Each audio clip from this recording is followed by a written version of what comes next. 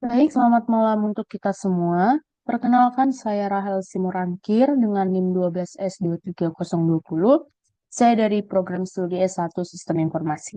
Di sini saya akan mempresentasikan hasil summary yang sudah saya dapatkan dari jurnal yang berjudul Multiple Comparison Analysis Testing in ANOVA. Namun sebelum kita masuk ke pembahasan utama, kita harus mengetahui dulu sebenarnya ANOVA itu apa. ANOVA atau Analysis of Variance adalah teknik statistik yang digunakan untuk membandingkan rata-rata antara tiga kelompok atau lebih.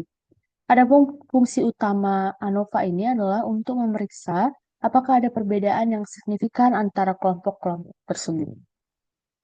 Contohnya, kita bisa, misalkan, kita ingin mengetahui apakah jenis pupuk yang digunakan itu akan mempengaruhi tinggi tanaman. Kita bisa menggunakan ANOVA untuk membandingkan rata-rata tinggi tanaman yang diberi pupuk jenis A, jenis B, dan juga C. Nah, kita di sini akan membahas pembahasan utamanya, yaitu tentang multiple comparison analysis, atau dibilang perbandingan ganda. Kenapa diperlukan perbandingan ganda? Jadi setelah ANOVA menunjukkan bahwa ada perbedaan yang signifikan antar kelompok, kita tidak tahu kan kelompok mana yang berbeda. Jadi multiple comparison analysis atau MCA itu diperlukan untuk menggali lebih dalam dan menunjukkan pasangan kelompok mana yang menunjukkan perbedaan signifikan.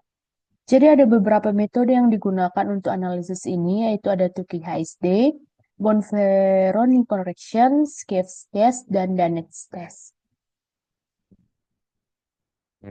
Kita masuk ke metode yang pertama. Metode yang pertama atau Tukey HSD atau Honestly Significant Difference. Ini di mana teknik ini digunakan untuk membandingkan rata-rata antara semua pasangan kelompok. Kapan sih metode ini digunakan? Metode ini digunakan ketika ukuran sampel di setiap kelompok itu adalah sama, dan Tukey HSD ini akan menghitung nilai kritikal untuk menentukan apakah perbedaan rata-rata antar pasangan itu signifikan.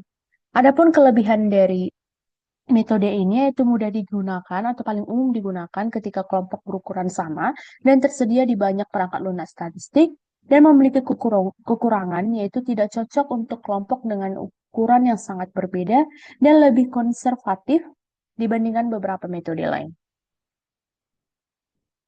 Kemudian kita lanjut ke metode yang kedua, yaitu ada Bonferroni correction. Digunakan untuk mengontrol tingkat kesalahan tipe 1 atau type 1 error dalam pengujian ganda. Bagaimana cara kerja dari Bonferroni correction ini?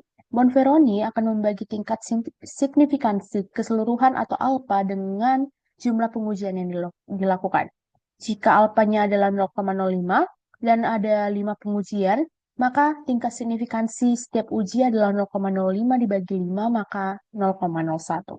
Adapun kelebihan dari metode ini yaitu sangat efektif dalam mengurangi kesalahan positif palsu dan memiliki kekurangan cenderung terlalu konservatif sehingga meningkatkan peluang kesalahan tipe 2 atau gagal mendeteksi perbedaan yang ada dan juga tidak cocok untuk data eksplorasi yang banyak uji coba. Kemudian kita masuk ke tipe ya, atau metode yang ketiga, yaitu ada Schiff's test, di mana membandingkan kelompok dengan ukuran sampel yang tidak sama. Kapan metode ini digunakan?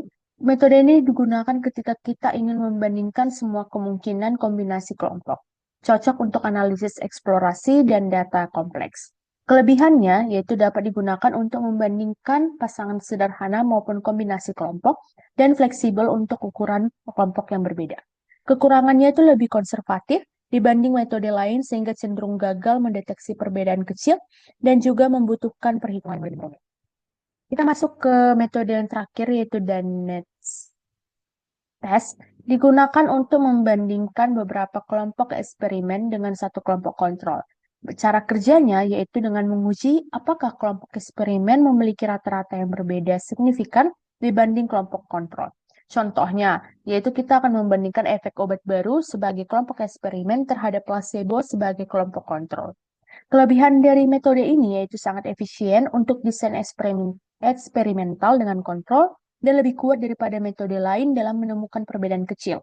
Kekurangannya yaitu tidak dapat digunakan untuk membandingkan antar kelompok eksperimen dan terbatas pada perbandingan dengan kontrol.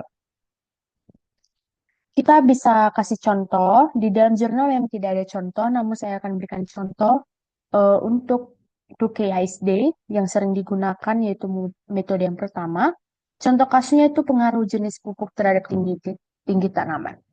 Adapun data awalnya yaitu kelompok pupuk A itu ada 10, 12, 14, 13, 15. Kelompok pupuk B ada 16, 18, 19, 17, 20 dan kelompok pupuk C ada 8, 9, 7, 6, 10. Dari kelompok-kelompok data awal ini kita akan lakukan uji ANOVA yaitu di mana hipotesisnya H0 atau hipotesis 0, tidak ada perbedaan signifikan antar kelompok, sedangkan H1 atau hipotesis alternatif yaitu ada perbedaan signifikan antar kelompok. Jadi kita misalkan hasil ANOVA-nya itu menunjukkan bahwa p-value-nya itu ada 0,03 dan F statistik yaitu ada 5,12. Jadi karena p-value-nya itu lebih kecil dari batas signifikansi yaitu 0,05, jadi kita menolak H0 dan menyimpulkan bahwa ada perbedaan signifikan antara kelompok.